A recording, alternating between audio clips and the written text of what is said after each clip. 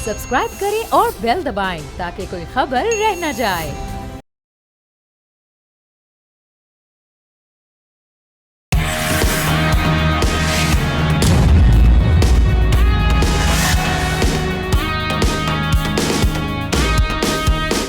अस्सलामुअलैकुम, आप देख रहे हैं न्यूज़ पंच। मैं हूं आमना खटाना। नाज़रीन, अफगानिस्तान ने एक बार फिर सरहद पार जारहियत से पाकिस्तानी शहरियों को निशाना बना डाला। बाजोड़ की तहसील सालारज़बी के इलाके लतई में अफगानिस्तान की जानिब से दागा गया मार्टर गोला घर पर आ गिरा और एक ही ख़ानदान के 4 नौजवान भाई शहीद जबकि एक ज़ख्मी हो गया। उधर अफगान तालिबान की जानिब से वाना में हमले के झूठे दावों का पोल वजारत इत्तलात ने खोल दिया। फैक्ट चेक के मुताबिक जनूबी वजीरिस्तान में एक ड्रोन को सॉफ्ट किल टेक्नोलॉजी के जरिए नाकारा बनाया गया जिससे कोई नुकसान नहीं हुआ।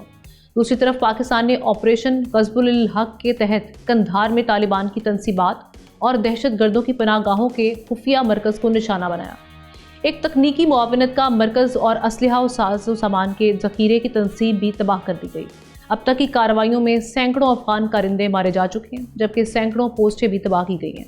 पाकिस्तानी शहरियों पर हमलों को सदर ज़रदारी सुर्ख लकीर यानी रेड लाइन अबूर करना करार दे चुके हैं। अब सवाल ये कि इसके खिलाफ पाकिस्तान का ऑपरेशन कब तक जारी रहेगा और स्ट्रेटजी अपनाई जाएगी। एहतशामुल हक साहब सीनियर एनालिस्ट हमारे साथ मौजूद हैं, उनके साथ साथ ज़ाहिर शाह शिराजी साहब सीनियर एनालिस्ट, उन्होंने भी हमें ज्वाइन किया। दोनों को वेलकम करते हैं। शाह साहब, आपसे आगाज़ करते हुए ये कहिएगा कि हम जब ये जंग स्टार्ट हुई थी उसके बाद हमने देखा था कि कुछ टाइम बाद ही अफगानिस्तान की जानिब से कहा जा रहा था कि जंग बंद करवा दी जाए।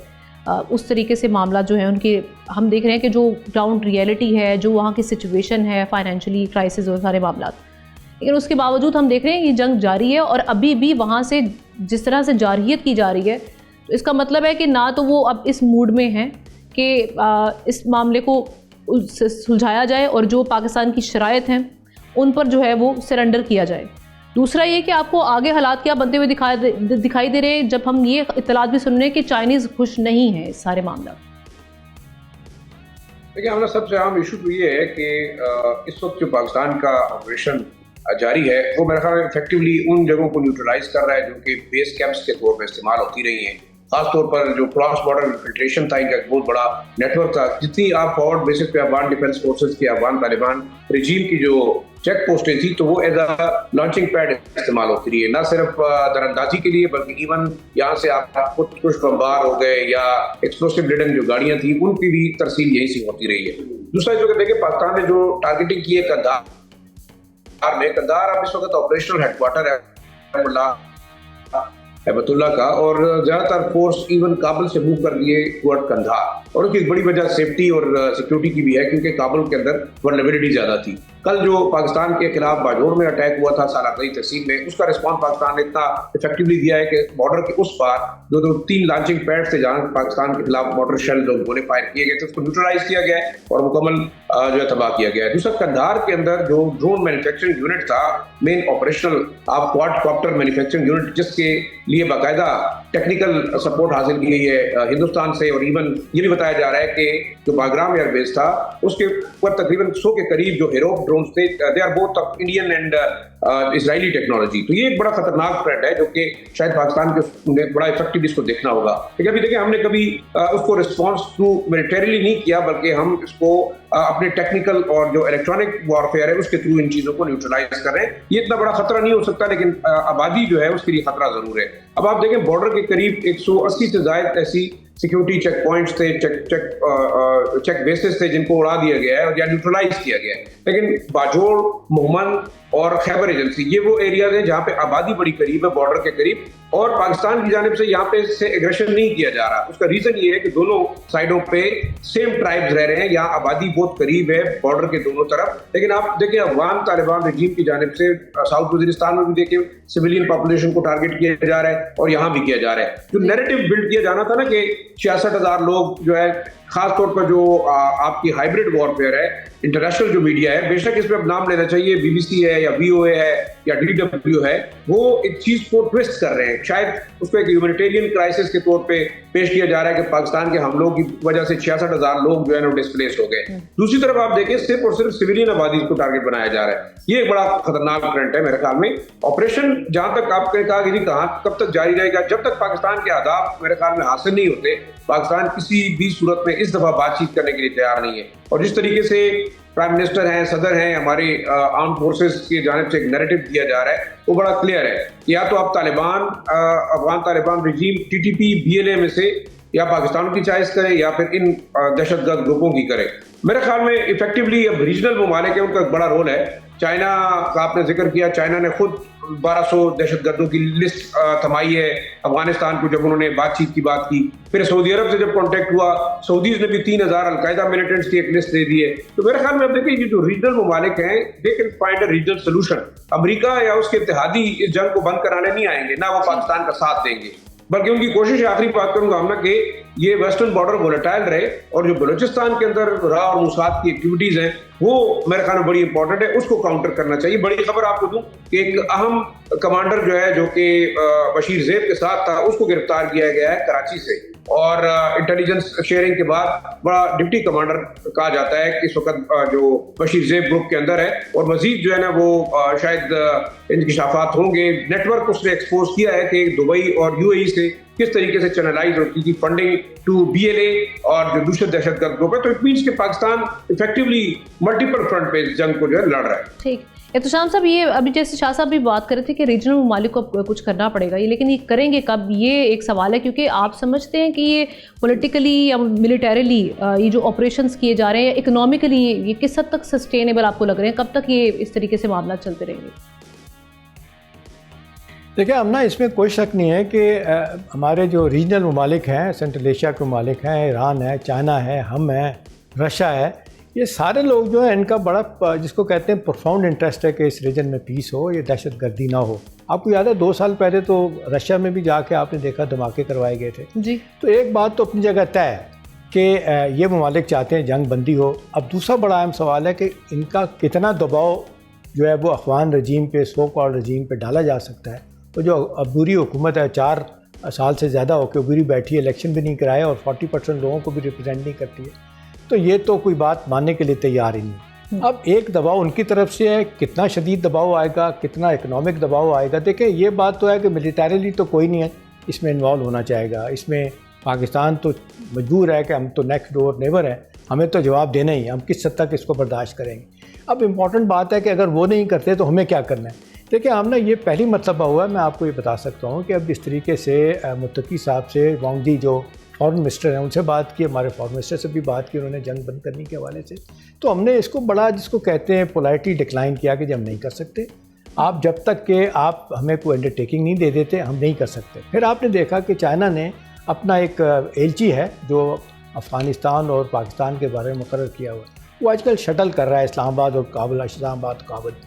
जब उन्होंने पूछा कि जंग बंद कर देनी चाहिए, हमने कहा जी हम तैयार हैं, आप जिस तरह कहते हैं जंग बंद करने के लिए तैयार हैं, लेकिन इसका तरीक़ाकार क्या होगा।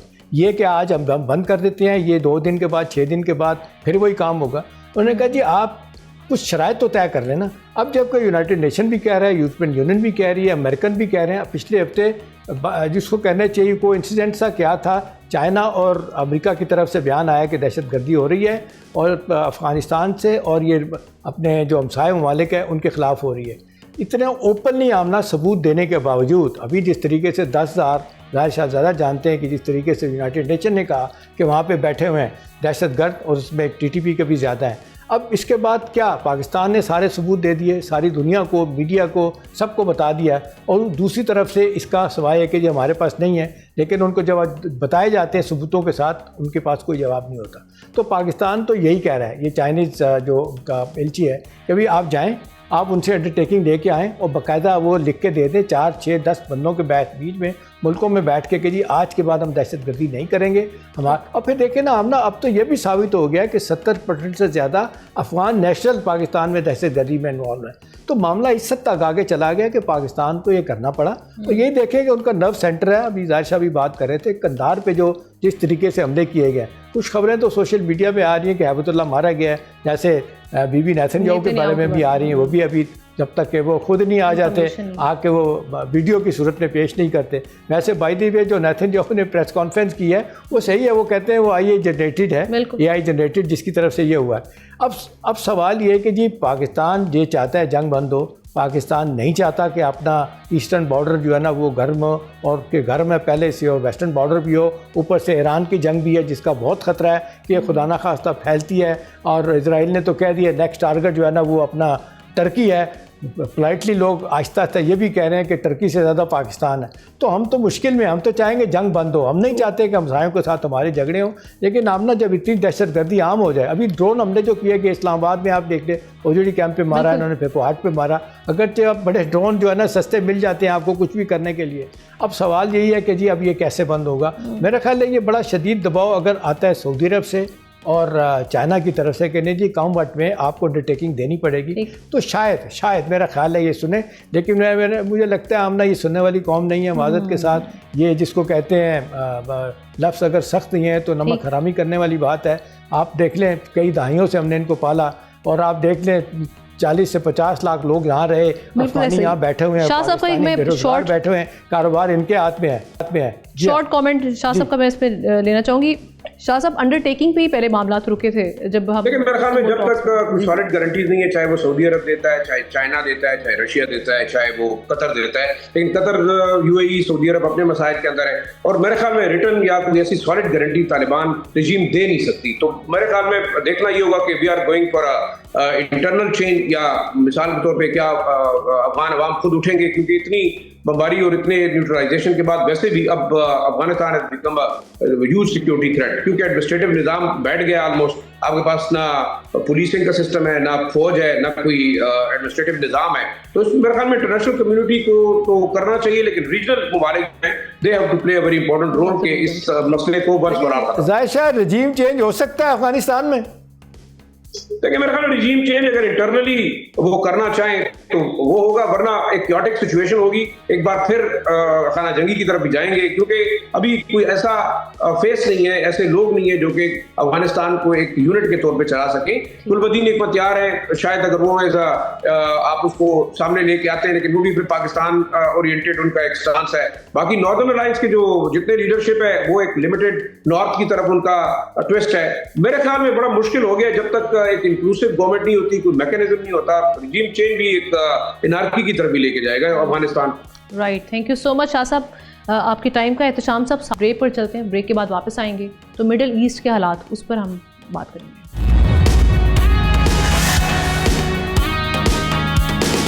वेलकम बैक नाजरीन। मशरिक़ वस्ता की जंग एक नए और ख़तरनाक मोड़ में दाखिल हो चुकी है। माहिरीन के मुताबिक ट्रंप की बेवकूफ़ियों तकब्बुर की वजह से अमेरिका खुद को तनहा महसूस करने लगा है।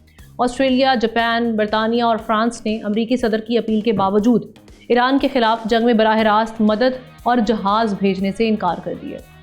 इस सूरत हाल पर अमेरिकी सदर ने नेटो ममालिक को भी सख्त धमकियां देते हुए कहा कि अगर ईरान के खिलाफ अमेरिका की मदद ना की गई तो इसका मुस्तकबिल बहुत बुरा हो सकता है। उधर अमेरिकी हुकूमत के मुताबिक अब तक इस जंग पर $12 अरब से ज़ायद खर्च हो चुके हैं, जबकि अमेरिकी मीडिया को भी सख्त तनबीह की गई है कि उसे ईरान जंग पर तनकीदी रिपोर्टिंग महंगी पड़ सकती है। दूसरी जानिब ईरान के रहनुमा अली लारिजानी ने दावा किया है कि 9/11 जैसा वाक़या करवाकर इसका इल्ज़ाम ईरान पर डालने की साजिश हो सकती है।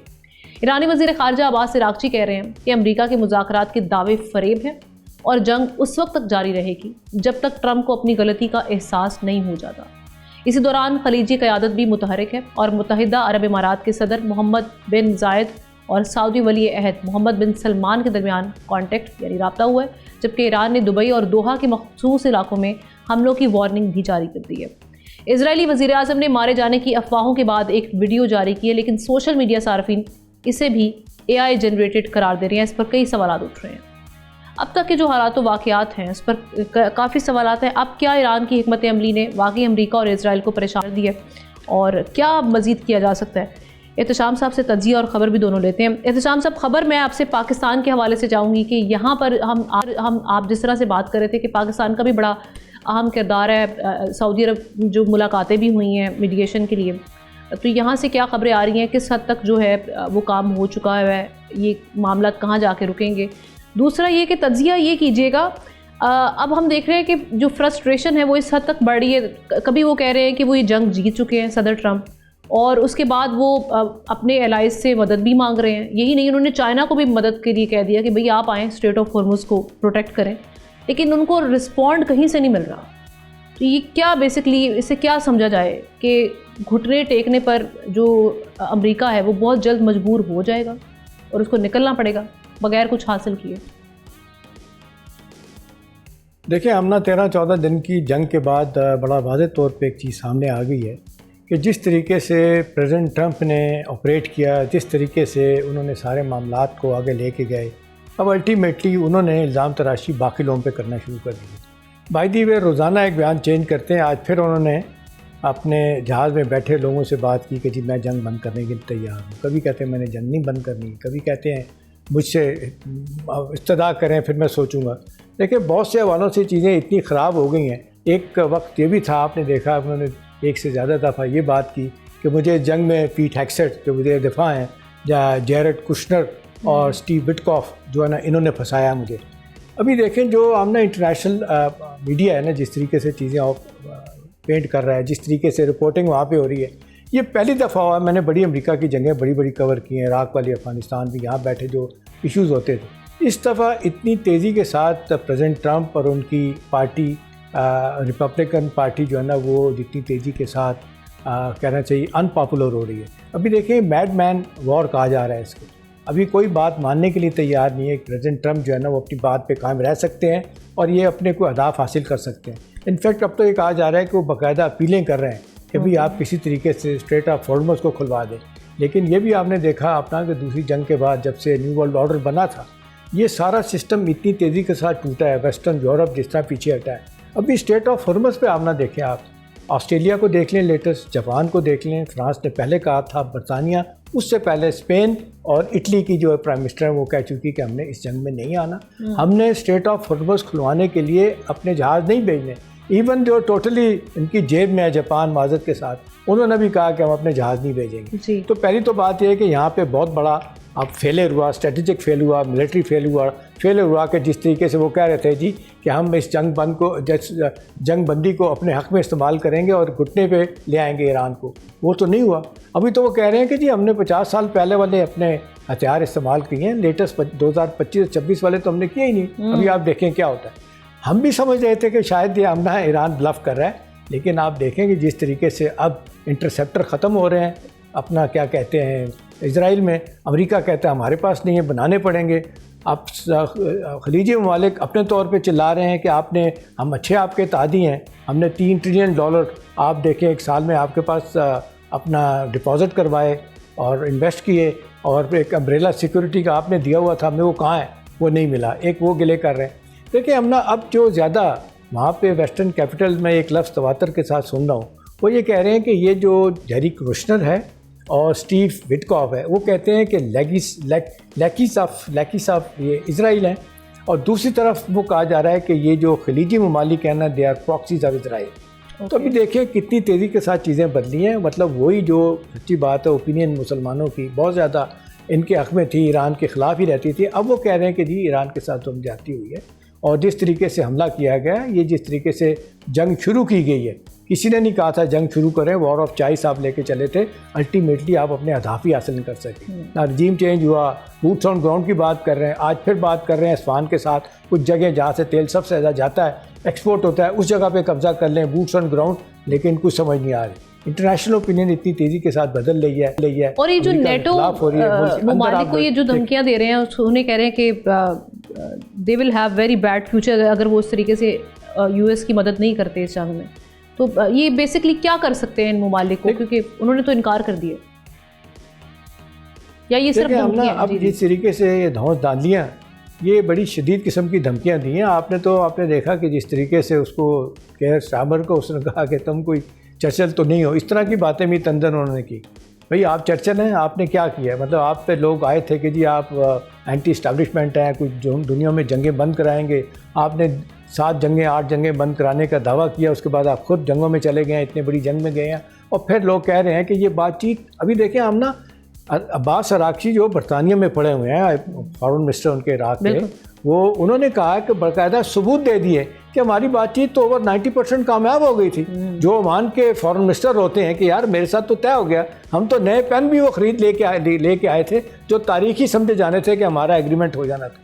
भाई इससे ज़्यादा क्या बात होगी आमना कि ईरान ने अपना जो 400 किलोग्राम वो कहते हैं कि जो आसूदा किया हुआ यूरेनियम था एनरिच, उसको उन्होंने कहा ये चलें आप ले जाएं और आप इसको नीचे ले आएँ, इसकी थ्रेश होल्ड जो जितने लाना है 40% 30% तक ले आएँ, ये भी कबूल कर लिया। तो ये बहाना ढूंढा है और सिर्फ इसने आप देख लें कि ये ज़ायनिस्ट लॉबी है, इन्होंने इनको फंसा दिया। आज सारी दुनिया जिस तरीके से बात कर रही है कि ये तो अमेरिका का, इजराइल का एजेंडा अमेरिका के थ्रू पूरा करना, ग्रेटर इजराइल बनाना आना। तो ये जो अभी फॉल्स फ्लैग ऑपरेशन के हवाले से भी मुख्तलिफ रिपोर्ट्स भी हैं, ईरान भी ये दावा कर रहा है। आपको लगता है कि इतनी मुखालफत सदर ट्रंप की होने के बावजूद और सपोर्ट ना होने के बराबर है जो इस वक्त उनको, जो नेटो ममालिक या जो भी उनके अलाइज हैं, उसके बावजूद ये कोई फॉल्स फ्लैग ऑपरेशन करने में कामयाब हो जाएंगे या करेंगे, इस जाने अटेम्प्ट कर सकते? देखिए आमना पब्लिक ओपिनियन तो बहुत ज़्यादा ख़िलाफ़ हो गई है। चाइना, रशिया भी देखें उनके अपने पे मफादात हैं। रशिया तो इस लिहाज से खामोश है कि यूक्रेन की जंग का उसको फ़ायदा हुआ है, यहाँ पे तेल उसका बिकना शुरू हो गया, कैश में मज़े ले रहा है। चाइनीज़ जंगों में नहीं जाना चाहते, उनका ख्याल है, और उनको बड़ा नुकसान हो रहा है। अफ़गानिस्तान के मामले में भी बड़ा नुकसान हो रहा है, मैं कि जंग बंद करने की बात कर रहे हैं। और दूसरी तरफ उनको लग रहा है कि जी उनके जो अहदाफ हैं 20-25 साल वाले, इकॉनमी को बेहतर करना, उसके बाद 2025-50 के बाद अपने आप को आप मिलिटरीली पेश करना कि मैं अमेरिका से आगे चला गया हूँ, उसमें बड़ा वक्त लगेगा। इस वक्त तो सूरत हाल है कि अमेरिका में जो मज़ामत की जा रही है, लेकिन अब तो ख़बरें आ रही हैं कि सेंटकॉम के चीफ, बाकी लोगों ने भी कहा कि जी ये जंग में मत जाएं, आप मुश्किल में फंस जाएंगे। अफ़गानिस्तान और इराक़ की बात बताई जाती है, पहला तजर्बा कितना नाकाम हुआ। आज तो मैं कुंडोलेज़ा राइस को सुन रहा था, वो जो है ना साबिक नेशनल सिक्योरिटी एडवाइज़र, वो बुश के ज़माने की, वो भी इनके ख़िलाफ़ बातें कर रही है। तो देख लें पब्लिक पूरा का पूरा अपना अमेरिका का मीडिया सिवाय एक फॉक्स टीवी के सारे के सारे जो है ना वो मुखालफत कर रहे हैं। अभी तो आप देख लें कि CNN को ख़रीदने के लिए दबाव डाल रहा है एक अमेरिकन बिजनेसमैन को कि तुम इसको ख़रीद लो, उसकी सुनना भी है कि वो ख़रीदने जा रहा है इससे। बाकी किसी को भी आप देख लें कि वो मानने के लिए तैयार नहीं। वॉल स्ट्रीट जर्नल के ख़िलाफ़ बातें करते हैं, न्यूयॉर्क टाइम के ख़िलाफ़ बातें करते हैं, वाशिंगटन पोस्ट थोड़ी सी लाइन लेता है लेकिन वो भी ख़िलाफ़ है। अगरचे वो कहा जाता है कि माउथ रहता है, माउथ पीस होता है इस्टेब्लिशमेंट का वाशिंगटन पोस्ट, लेकिन वो भी मैं देख रहा हूँ उनको सुबह पढ़ खबरें उनकी, तो वो भी लगता है कि बड़ी सोच समझ के लाइन ले रहे हैं, क्योंकि पब्लिक ओपिनियन इतनी ख़िलाफ़ हो गई है कि हमें इस जंग का फ़ायदा क्या है। और सबसे बड़ी बात आमना जो इकोनॉमिक हिट लग रही है ना, जो इस तरीके से तेल की प्राइसेस देखें फिर दोबारा 102 बैरल डॉलर पर चली गई हैं।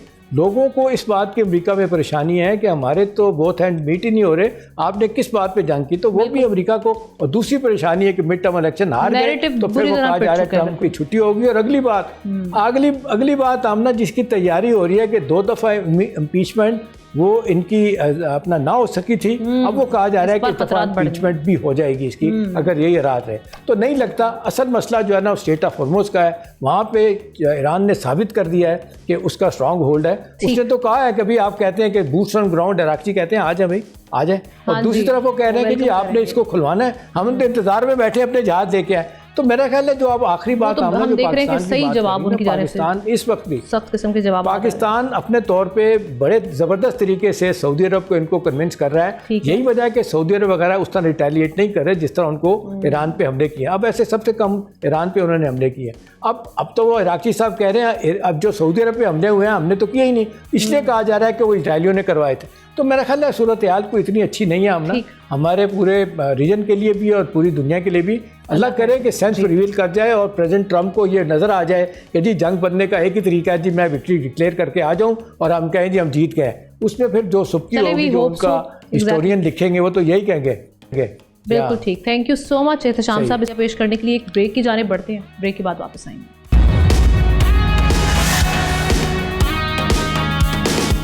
वेलकम बैक नाज़रीन। पाकिस्तानी मईशत के लिए खतरात बढ़ गए हैं क्योंकि बरामदात में अचानक बड़ी गिरावट सामने आई है। इदारा शुमारियात के मुताबिक फरवरी में बरामदात सिर्फ 2 अरब 27 करोड़ डॉलर रह गई, जो जनवरी के 3 अरब 50 लाख डॉलर के मुकाबले में 25.6% कमी जाहिर करती है, जबकि सालाना बुनियादों पर भी 8.8% तनज़्ज़ुली रिकॉर्ड हुई है। सबसे बड़ा धचका अगर हम बात करें तो टेक्सटाइल सेक्टर को लगा है, जहां बरामदात में 23.5% कमी के बाद ये 10 माह की कम तरीन सतह पर आ चुकी है। उधर चावल यानी राइस जैसी बड़ी ज़रूरी बरामद भी 35% तक गिर चुकी है, जिसने मुआशी माहिरीन को मज़ीद तशवीश में मुब्तला कर दी है। दूसरी जानिब लाहौर चैम्बर ऑफ कॉमर्स ने बरामदी कार्गो पर 50 रुपये फ़ी किलो इजाफी चार्जेस को सनत के लिए बड़ा धचका करार देते हुए फौरी खात्मे का मुतालबा किया। इसी दौरान वज़ीर-ए-आज़म ने गल्फ ग़िज़ाई अशिया की बरामदात बढ़ाने की हिदायत की है ताकि नई मंडियों से फ़ायदा उठाया जा सके। अब ये जो हुकूमत के बर वक्त इक़दाम हैं ये किस हद तक किए जाएंगे और ये किस हद तक सपोर्ट कर पाएंगे एक्सपोर्ट्स को, इसी पर बात करने के लिए हारून शरीफ साहब इकोनॉमी एक्सपर्ट हमें ज्वाइन कर चुके हैं। थैंक यू सो मच हारून साहब फॉर योर टाइम। सबसे पहले तो जो हम देख रहे हैं कि ये जो एक स्टीप डिक्लाइन आया है एक्सपोर्ट्स में, ख़ास तौर पे राइस और टेक्सटाइल में, इसके आप क्या एक्सटर्नल या आपको लगता है कि डोमेस्टिक फैक्टर्स ज़्यादा हैं? कौन कौन से फैक्टर्स इसमें इन्वॉल्व हैं, क्या वजूहात हैं? जी, इसके मल्टीपल फैक्टर्स दिखाई देते हैं। एक तो ऑब्वियसली जो वॉर है इस वक्त ईरान के साथ, उसकी वजह से कॉस्ट बढ़ गई है एक्सपोर्ट करने की, ट्रांसपोर्ट की, और उसमें डिसरप्शंस आ गई हैं बिकॉज पाकिस्तान की मेजर एक्सपोर्ट जो है यूरोप की वो दुबई के थ्रू जाती है और दुबई की पोर्ट अब फंक्शनल उस तरह नहीं है जिस तरह इट यूज्ड टू बी। सो एक तो ये ओवरऑल डिसरप्शन है। दूसरा ये है कि लोगों को एक फियर ऑफ अननोन है, बड़ा इमिनेंट के लोगों ने जो ऑर्डर देते हैं उन्होंने भी स्लो डाउन किया हुआ है, जो मैन्युफैक्चर कर रहे हैं उनको भी नहीं इल्म के क्या माल बिकेगा, तो पीपल हैव पुट, जिसको हम कहते हैं इकोनॉमिक्स में, अपनी पोजीशंस को होल्ड पे कर दिया है। तो उसकी वजह से भी डिक्लाइन है। ये एक्सपेक्टेड था क्योंकि ये जो वॉर जितनी तूल पकड़ती जाएगी उसका इम्पैक्ट आएगा। तीसरा ये है कि हमारी अपनी कंपेटिटिवनेस जो है, ख़ास तौर पे टेक्सटाइल के अंदर, जो वैल्यू एडेड टेक्सटाइल जो कि हमारा अच्छा सेक्टर है, वहाँ पर उसकी कॉस्ट ज़्यादा है, टैक्सेस बहुत हाई हैं, तो लोग मुसलसल उसको रैशनलाइज करने की, ताकि हम कंबोडिया से, वियतनाम से कंपेटिटिव हो सके। तो ये मल्टीपल वजूहात हैं, लेकिन इसमें ज़्यादा ख़तरा पाकिस्तान का ये है कि ऑयल प्राइसेस की वजह से import bill will go up, तो उसका एक्सपोर्ट नीचे जा रही है, इम्पोर्ट ऊपर जाएगी, तो हमारा जो मैक्रो बैलेंस है एक्सटर्नल अकाउंट का वो बिल्कुल डिस्टर्ब हो जाए। और ये जो गल्फ कंट्रीज़ को टारगेट करने का हुकूमत सोच रही है, ये सफिशेंट होगा? और दूसरा ये कि जो कार्गो चार्जेस के हवाले से लाहौर चैम्बर ऑफ कॉमर्स के रिजर्वेशन आए हैं, इस पर आप क्या समझते हैं, गवर्नमेंट के पास इतनी गुंजाइश है कि ये इस पर कोई इसको रिव्यू कर सकती है? ये दोनों चीज़ों को वन बाय वन देखना पड़ेगा। एक तो ये है कि गल्फ कंट्रीज़ को जो ये लोग 80% अपनी फूड की ज़रूरियात इंपोर्ट करते हैं मोस्टली वेस्ट से, जिसके अंदर डिस्ट्रप्शन आ रही है, तो वो पाकिस्तान जो है ज़रूरी चीज़ें, चावल है, वीट है, दूसरी चीज़ें, राइस की वहाँ ज़्यादा ज़रूरत होती है, तो वो प्रोवाइड कर सकता है। लेकिन ये हमें सोचने की ज़रूरत ये है कि पाकिस्तान जो है बहुत सी इसेंशियल फूड आइटम्स का नेट इम्पोर्टर है, तो हमें पहले तो अपनी पॉपुलेशन की ज़रूरियात देखनी है। अगर हम इसमें सरप्लसेस क्रिएट कर सकते हैं तो हमें बिल्कुल हेल्प आउट भी करना चाहिए, और उस पर एक अपॉर्चुनिटी भी है एक्सपोर्ट की। लेकिन करंटली पाकिस्तान के पास कोई बहुत ज़्यादा वैल्यू एडेड फूड आइटम्स के सरप्लसेस नहीं है। हाँ, मीडियम टर्म के अंदर Pakistan as an alternate destination बनाया जा सकता है और बनाना चाहिए, क्योंकि ये जो उनका बहुत ज़्यादा डिपेंडेंस है यूरोप वगैरह पे, वो भी उसको डिवर्सिफाई करना चाह रहे हैं। मैं ख़ुद उनसे निगोशिएट कर रहा हूँ, तो ये चीज़ें देखने की ज़रूरत है। जो यहाँ पर फ्रेट के चार्जेस है वो जायज़ हैं, क्योंकि हुकूमत को मैंने पहले भी आपके और दूसरे प्रोग्राम्स में कहा था कि इस वक्त गवर्नमेंट को कैश फ्लो चाहिए होगा ताकि एक मिनिमम बिजनेस कंटिन्यूटी इंश्योर हो। तो इनको अपने पर्क्स, प्रिविलेजेस, मेगा प्रोजेक्ट्स को डिफ़र कर देना चाहिए।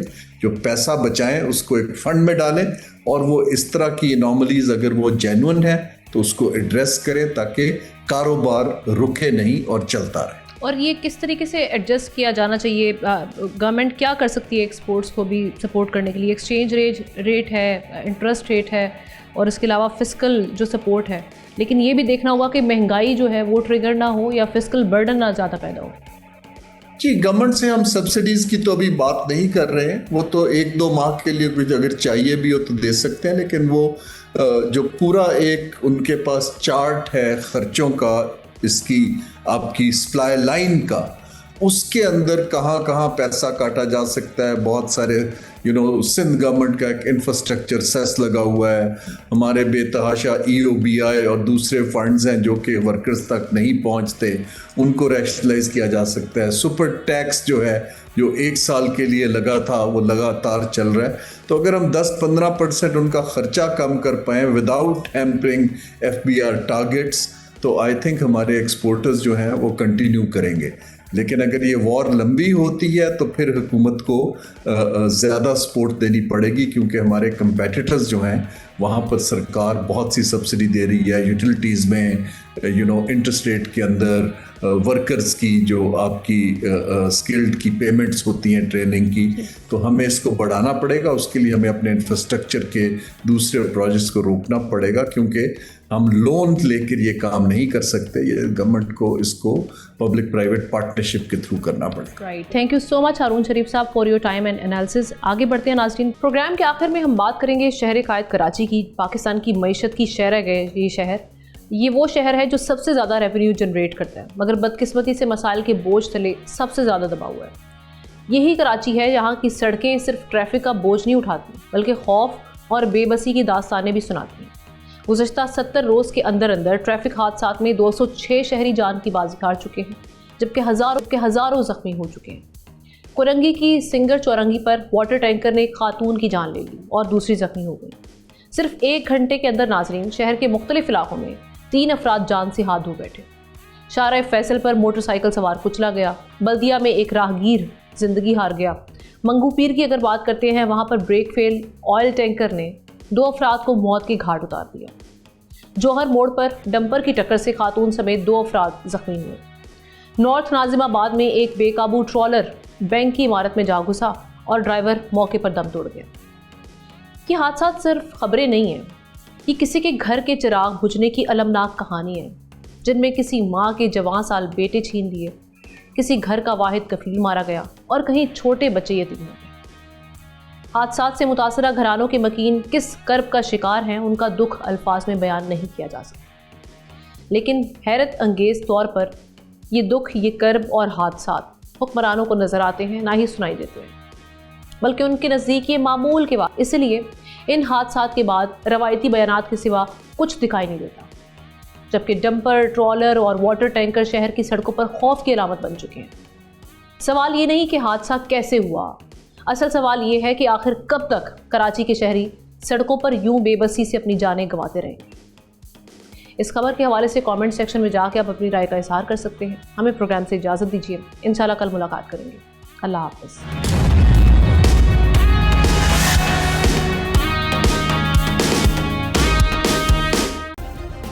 सब्सक्राइब करें और बेल दबाएं ताकि कोई खबर रह न जाए।